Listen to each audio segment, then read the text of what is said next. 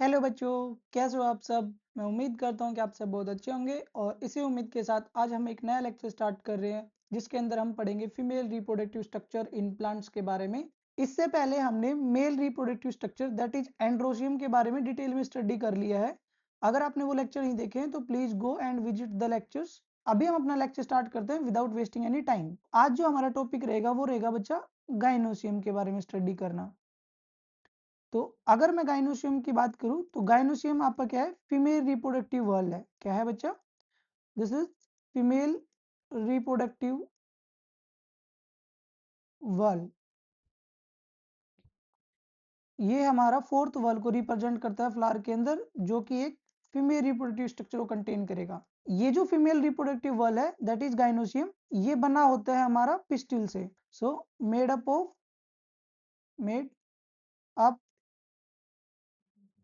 One और मोर pistil, one और मोर pistil.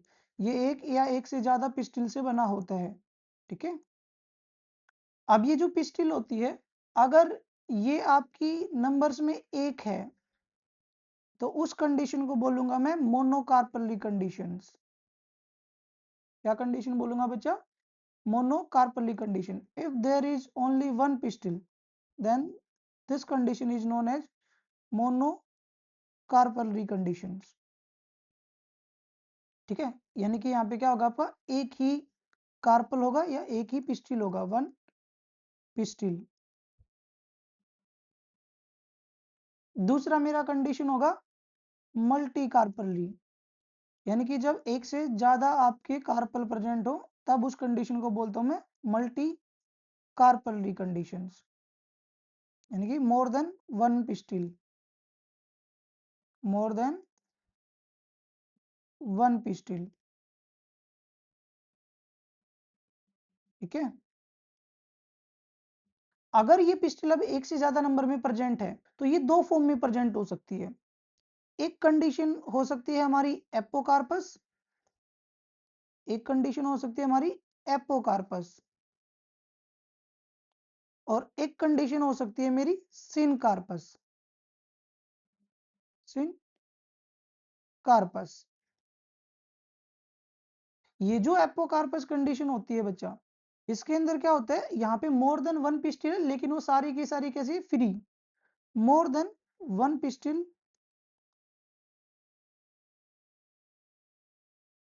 और जितनी भी पिस्टिल होंगी वो सारी की सारी कैसी होंगी, आपकी फ्री होंगी। ये सारी की सारी कैसी होंगी, आपकी फ्री होंगी।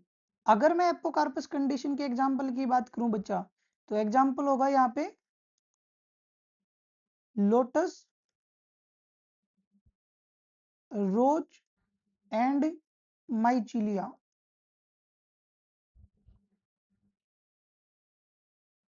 ठीक है। दूसरी मेरी कंडीशन है सिनकार्पस। सिनकार्पस कंडीशन के अंदर मोर देन वन पिस्टिल है, more than one pistil, one pistil, but all pistils are fused with each other. ये एक दूसरे के साथ में फ्यूज्ड होती हैं। अगर मैं सिनकार्पस कंडीशन के एग्जांपल की बात करूं तो यहां एग्जांपल आएगा मेरा मस्टर्ड का, एंड दूसरा रहेगा मेरा टोमेटो का। ये है एक सिंपल सा स्ट्रक्चर जिसके अंदर हमने जाना कि जो मेरा गाइनोसियम है वो फीमेल रिप्रोडक्टिव वर्ल है, जो बना होता है एक या एक से ज्यादा पिस्टिल से। अब ये पिस्टिल एक भी हो सकती है। अगर एक पिस्टिल है तो मोनोकार्पली कंडीशन कहूंगा, और अगर एक से ज्यादा कार्पल है तो मैं इसको मल्टी कार्पली कंडीशन कहूंगा। अब अगर एक से ज्यादा कार्पल है तो वो फ्री हो सकती है। अगर फ्री कार्पल तो एपोकार्पस कंडीशन, जैसे कि लोटस, रोज और माइचेलिया के अंदर देखने को मिलते हैं। अगर एक से ज्यादा पिस्टिल है और वो फ्यूज्ड है तो सिनकार्पस कंडीशन होगा, जैसे कि हमें मस्टर्ड और टोमेटो के अंदर देखने को मिलते हैं। इसी के कंटिन्यूशन में अब हम स्ट्रक्चर देखते हैं कार्पल हमें दिखेगा कैसा। तो अगर मैं कार्पल को ड्रॉ करूं आपके लिए, तो कार्पल के अंदर बेसिकली मेरे को तीन पार्ट देखने को मिलते हैं। एक ऐसा मेरे को रिसेप्टिव एरिया देखने को मिलता है, फिर एक ऐसी स्टोक लाइक स्ट्रक्चर देखने को मिलती है, और लास्ट में एक ऐसा सोलन स्ट्रक्चर देखने को मिलता है मेरे को। इस पार्ट के अंदर ये सबसे जो ऊपर वाला पार्ट है जो ऐसा रिसेप्टिव एरिया बना रहा है, इस रिसेप्टिव एरिया को बोलूंगा मैं स्टिग्मा। और ये मेरा जो लॉन्ग स्ट्रक्चर है ऐसा फिलामेंट जैसा, इसको बोलूंगा मैं स्टाइल। और सबसे लास्ट बॉटम पार्ट पे ये एक स्वोलन पार्ट है, इसको बोलता हूं मैं ओवेरी। और इस पूरी की पूरी स्ट्रक्चर को बोलता हूं मैं कार्पल या फिर पिस्टिल। अगर मेरे फ्लावर के अंदर एक ही स्टिग्मा, स्टाइल और ओवेरी है तो मैं वर्ड यूज कर लेता हूं कार्पल। अगर एक से ज्यादा कार्पल है तो मैं वर्ड यूज कर लूंगा पिस्टिल। ठीक है। अब इस कंप्लीट कार्पल को हमारे फ्लावर के अंदर पोर्ट देने का काम करता है थैलेमस। ये है मेरा थैलेमस, जिसको मैं रिसेप्टिकल्स भी बोल सकता हूँ। इसके ऊपर मेरा क्या रहता है, जो कार्पल पार्ट है वो रहता है। ठीक है। अब ये जो मेरा कार्पल है, इस कार्पल के अंदर ये जो स्टिग्मा है, ये स्टिग्मा क्या करती है बच्चा, ये रिसीव करती है पोलन ग्रेन को। It receive the pollen grain, it receive the pollen grain. यहां पे ही आपका पोलन ग्रेन आके स्टिक करेगा और फिर अपनी पोलन ट्यूब को जर्मिनेट करेगा। ये जो स्टाइल है, इस स्टाइल के बारे में मैं आपको दो चीजें बताता हूँ। ये मेरा जो स्टाइल है ये दो तरह का हो सकता है। एक होगा मेरा होलो स्टाइल और एक होगा मेरा solid style. This style should be hollow and this style can be solid. ये स्टाइल क्या हो सकता है मेरा, सॉलिड हो सकता है। अब देखो, अगर मेरा होलो होगा तो कैसा कंडीशन होगा, ये मेरा स्टिग्मा है, ये मेरा स्टाइल है। ठीक है। तो इसके अंदर क्या होगा, सिर्फ मेरी एपिडर्मल सेल्स प्रेजेंट होंगी, ऐसा एपिडर्मल सेल्स होंगी, अंदर ये खाली रहेगा। ठीक है। लेकिन अगर यही स्ट्रक्चर मेरा सॉलिड है तो कैसा होगा, इसके अंदर कंप्लीटली सेल से फिल्ड होगा, ये कोई भी आपका स्पेस नहीं दिखेगा। यहाँ एपिडर्मिस तो है ही है, बट उसके अंदर भी क्या होंगे, आपकी कुछ सेल्स प्रेजेंट होंगी। सो ये मेरा जो सॉलिड स्टाइल होगा उसके अंदर कोई भी स्पेस नहीं बचेगा। इन होलो और सॉलिड स्टाइल के बारे में हम डिटेल में तब जानेंगे जब हम पोलन ट्यूब की ग्रोथ देख रहे होंगे तब। अभी के लिए हमें इतना पता होना चाहिए कि स्टाइल दो तरह की हो सकती है, होलो एंड सॉलिड। अब हम इस ओवेरी के बारे में बात करते हैं। ये जो ओवेरी होता है बच्चा, इस ओवेरी के अंदर एक स्ट्रक्चर होता है जिसको बोलते हैं प्लेसेंटा। ठीक है। और उस प्लेसेंटा से जुड़े होते हैं हमारे ओव्यूल्स। इसमें एक भी ओव्यूल हो सकता है, एक से ज्यादा भी ओव्यूल हो सकते हैं। ठीक है। तो ये जो स्ट्रक्चर है ये है मेरा ओव्यूल। अब ये जो ओव्यूल है इसी की स्टडी हम आगे पूरे चैप्टर में करने वाले हैं, क्योंकि वही हमारे लिए सबसे इंपॉर्टेंट पार्ट रहेगा। ठीक है। क्योंकि ओवेरी की जो स्टडी थी वो आप मोर्फोलॉजी के अंदर करके आ चुके। अब हम इस ओवेरी के अंदर ये जो ओव्यूल है उसकी स्टडी करने वाले हैं डिटेल में। So let get start with the ovule part. ये जो ओव्यूल होता है बच्चा, इसको हम मेगास्पोरेंजियम भी बोलते हैं। This ovule is also known as megasporangium.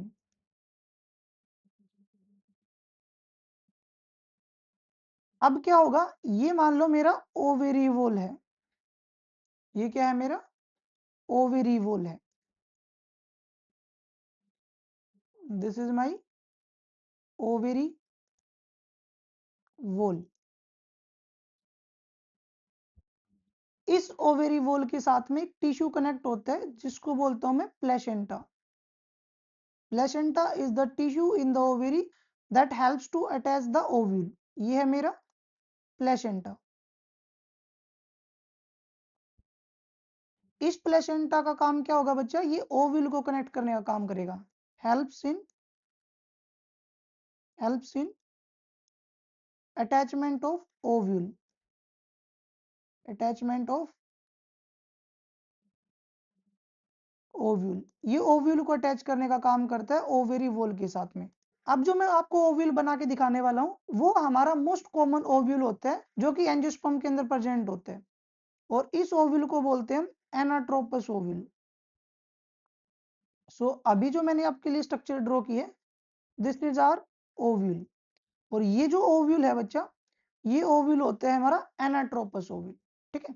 इस ओव्यूल के स्ट्रक्चर को हम थोड़ा सा डिटेल में डिस्कस करते हैं कि इस ओव्यूल के स्ट्रक्चर में हमें दिखेगा क्या क्या। तो जो स्ट्रक्चर हमारी ओव्यूल की प्लेसेंटा के साथ में कनेक्टेड है, उस सिलेंडर लाइक स्ट्रक्चर को या उस फिलामेंटस स्ट्रक्चर को बोलते हैं प्यूनिकल। This is प्यूनिकल। सो ये जो स्टोक है दैट इज फ्यूनिकल, ये क्या करेगी, ये हमारी इस ओव्यूल को इस प्लेसेंटा के साथ में कनेक्ट करेगी और प्लेसेंटा हमारा ओवेरी के साथ में कनेक्ट करेगा इस ओव्यूल को। इस ओव्यूल के अंदर आपको यहाँ पे कुछ लेयर्स दिख रही हैं, इन लेयर को बोलते हैं हम इंटेगुमेंट। इसमें हमारे दो तरह के इंटेगुमेंट है, एक ये हमारा अंदर की तरफ इंटेगुमेंट है जिसको बोलेंगे हम इनर इंटेगुमेंट, और ये जो मेरी बाहर की तरफ लेयर है इसको बोलूंगा मैं आउटर इंटेगुमेंट। तो ये दोनों के दोनों क्या है, मेरे इंटेगुमेंट है। इंटेगुमेंट, इंटेगुमेंट आपकी प्रोटेक्टिंग स्ट्रक्चर होती हैं बच्चे। ये जो इंटेगुमेंट है बच्चा, ये क्या करता है, ये हमारे ओव्यूल को कवर करने का काम करता है। तो it covers the nucellus cell, nucellus to form the ovule, यानी कि ये न्यूसेलस को कवर करेगा और क्या बनाएगा, हमारा ओव्यूल बनाएगा। तो आप इन शॉर्ट में ये भी बोल सकते हो कि ये क्या करता है, हमारा ओव्यूल को प्रोटेक्ट करने का काम करता है।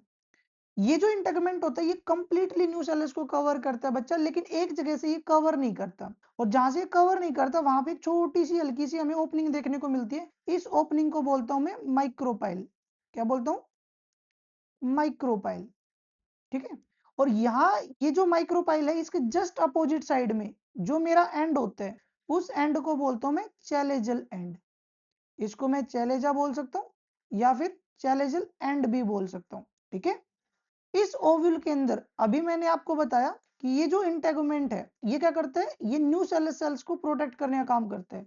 तो यहाँ पे एक ग्रुप ऑफ सेल्स होगा जो क्या किया जाएगा, जो प्रोटेक्ट किया जाएगा इन्हीं इंटेगुमेंट से। तो यहाँ पे क्या आपका एक ग्रुप ऑफ सेल्स है जिनको बोलते हैं हम न्यू सेल्स। यहाँ पे क्या कहेंगे हम इनको, new cells. So these are our new cells. So ये जो कंप्लीट स्ट्रक्चर मैंने बनाई है ये मेरी कंप्लीट स्ट्रक्चर है ओव्यूल की, जिसको हम मेगास्पोरेंजियम भी बोलते हैं। अब इस स्ट्रक्चर के अंदर हम कुछ इंपॉर्टेंट पार्ट और ऐड कर लेते हैं जो आपको पता होना चाहिए। वो इंपॉर्टेंट पार्ट क्या है कि ये जो न्यू सेल्स होता है बच्चा, ये न्यू सेल्स क्या करता है, ये न्यू सेल्स में से कोई एक सेल्स हमारी डेवलप होगी और क्या बना के देगी, हमें मेगास्पोर बना के देगी। ठीक है, और वो मेगास्पोर बनाने से पहले वो बिहेव करेगी सेल मेगास्पोर मदर सेल्स की तरह। तो उस प्रोसेस को तो हम आगे कंप्लीटली स्टडी करने वाले हैं, दैट इज मेगास्पोरोजेनेसिस। लेकिन उससे पहले ये जो न्यू सेल्स है इसके भी आप पे हम दो तरह के ओव्यूल पढ़ते हैं, that is tenuinucellate ovule, और एक होता है मेरा क्रेसी न्यूक्लिएट ओव्यूल।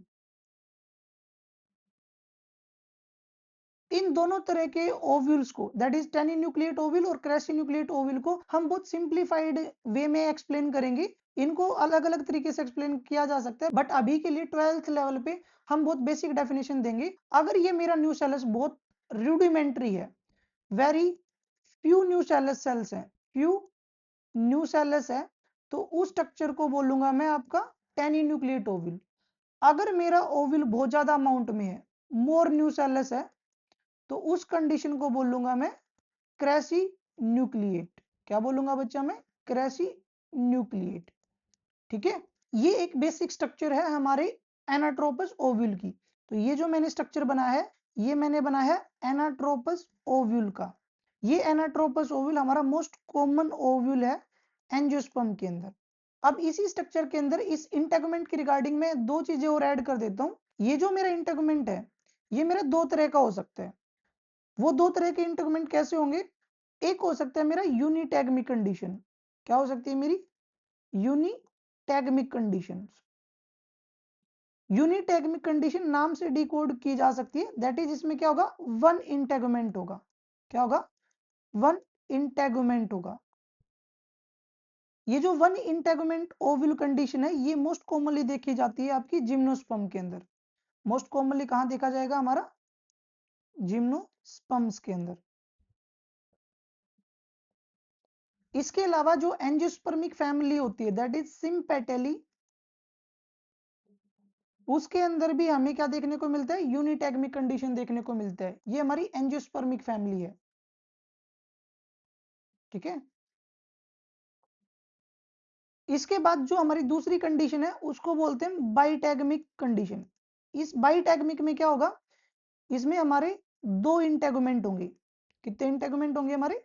2 इंटेगुमेंट होंगे। There are 2 integument are present. ये जो हमारी एंजियोस्पर्मिक फैमिली होती है वो मोस्टली बाइटैगमिक होती है। एग्जाम्पल आप यहां लिख सकते हो एंजियोस्पर्म।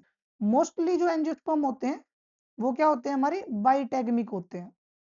यहां आप लिख सकते हो मोस्टली जो एंजियोस्पर्मिक फैमिली है वो बाइटैगमिक है। इसके अलावा एक और कंडीशन हो सकती है, दैट इज एटैगमिक। जैसा कि नाम से डिकोड किया जा रहा है, एटैगमिक मतलब यहां पे हमारा इंटेगुमेंट अब्सेंट होगा, no integument, no integument, ovule lacks the integument. ये जो एटैगमिक कंडीशन है ये हमें देखने को मिलती है ओलिएसी फैमिली के कुछ मेंबर के अंदर।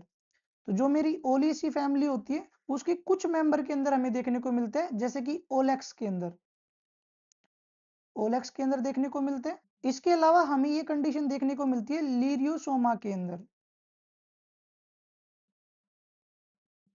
सो ये कुछ टर्म है जो हम इंटेगुमेंट के लिए यूज करते हैं, जिससे हमें ओव्यूल के बारे में पता लगता है कि हमारा ओव्यूल कैसा है, यूनिटैगमिक है, बाइटैगमिक है या एटैगमिक है। सो ये सारी कंडीशन हमारी इंटेगुमेंट के बिहाफ पे रखी गई हैं। अब इस ओव्यूल के स्ट्रक्चर में हम 2 चीजें और ऐड करते हैं। ये जो मेरा ओव्यूल है इसमें ये जो फ्यूनिकल है, ये फ्यूनिकल इस इंटेगुमेंट से जहां से जुड़ी होती है उस रीजन को बोलता हूं मैं हाइलम रीजन। तो यहां जो ये मैंने ग्रीन कलर से बनाया, दिस इज आर हाइलम। ये क्या है, मेरा हाइलम है। ठीक है, अब ये जो मेरा फ्यूनिकल है ये कई बार क्या करता है, इस इंटेगुमेंट के ऊपर थोड़ा सा हल्का एक्स्ट्रा ग्रोथ शो करता है। ये जो मेरी एक्स्ट्रा हल्की ग्रोथ की जाती है फ्यूनिकल की ओवर द इंटेगुमेंट, इस स्ट्रक्चर को बोलता हूं मैं रेफे। क्या बोलता हूं मैं इसको? रेफे बोलता हूं। ये जो मेरी रेफे है ये फ्यूनिकल की एक्स्ट्रा ग्रोथ है, extra growth of funicle, extra growth of funicle over integument. Integument के ऊपर फ्यूनिकल की एक्स्ट्रा ग्रोथ को बोला जाता है रेफे। सो ये जो कंप्लीट स्ट्रक्चर है ये हमारे कंप्लीट ओवल को रिप्रेजेंट करता है। यही ओवल जब कंप्लीट आपका फुल्ली फॉर्म्ड हो जाएगा तो उसके बाद ये ओवल आपका सीड में कन्वर्ट होता है, और उस सीड के अंदर हमें ये माइक्रोपाइल, ये जो हाइलम है ये कंप्लीटली विजिबल होते हैं अगर हमारा सीड बड़ा है तो, जो कि हम 11th क्लास की मोर्फोलॉजी के अंदर पढ़ के आ चुके हैं। तो उस पार्ट को अभी हम नहीं करेंगे, हम इस पार्ट को यहीं पे खत्म करते हैं, क्योंकि इस पार्ट के साथ हमने ओवल की सारी डिटेल पार्ट स्ट्रक्चर स्टडी कर ली। इससे ज्यादा जनरली किसी भी कंपटीशन एग्जाम या बोर्ड के अंदर आपसे ओवल के स्ट्रक्चर के बारे में नहीं पूछा जाता। सो आई होप कि आपको लेक्चर अच्छा भी लगा होगा, ये सारी चीजें आपको समझ भी आई होंगी। Now I will see you in the next lecture. Till then be happy, stay safe and be kind to everyone. Thank you.